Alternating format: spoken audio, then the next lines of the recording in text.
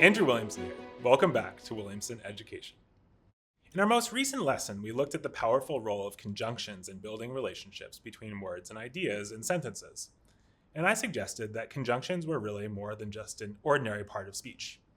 As connectors, conjunctions are really the essential part of speech, because the role of language is, at its core, to connect people to one another.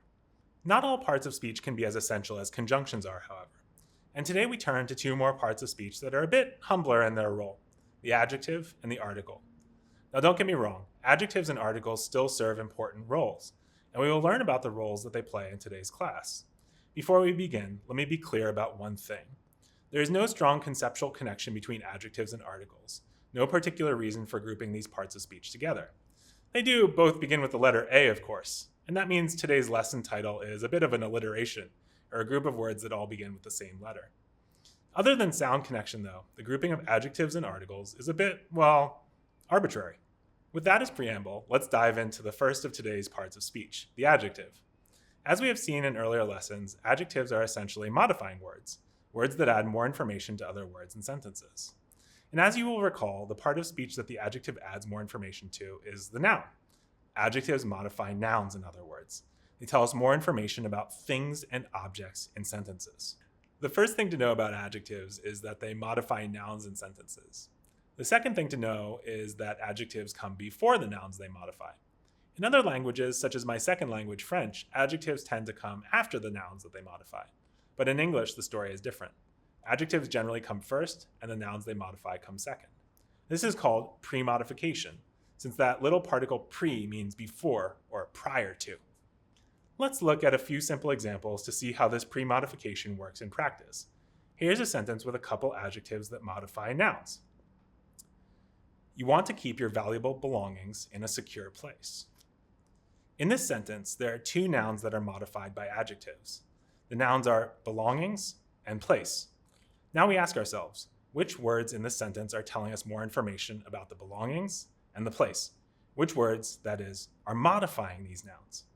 In the first case, we can clearly see that the word valuable comes immediately before the noun belongings, so it is likely that valuable is an adjective modifying that noun. And in fact, the word valuable tells us what kind of belongings these are.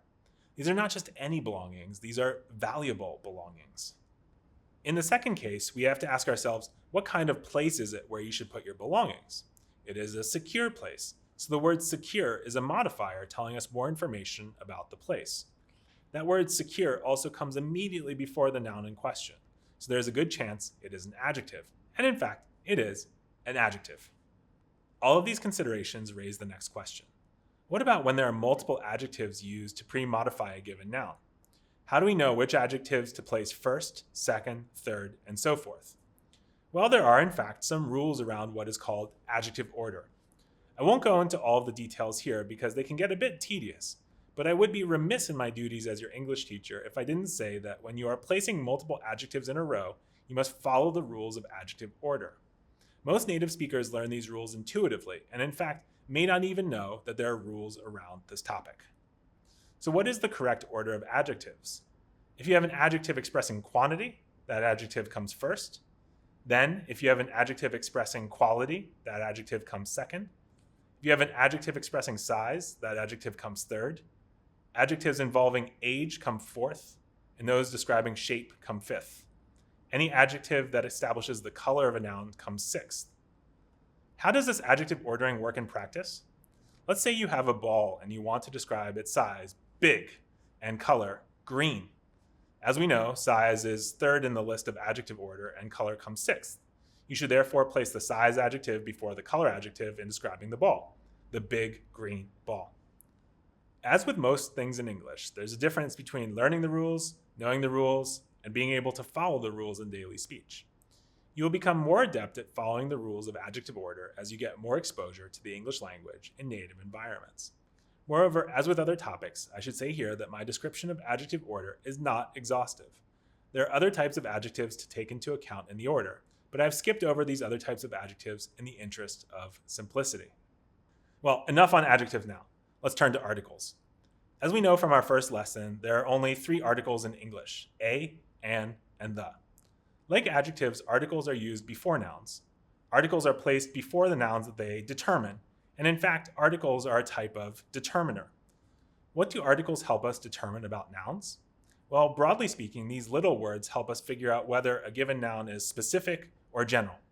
Let's take a cup, for instance. What kind of cup do I mean to refer to? Do I mean this specific cup that I am holding in my hand? Or do I mean any cup that you can find?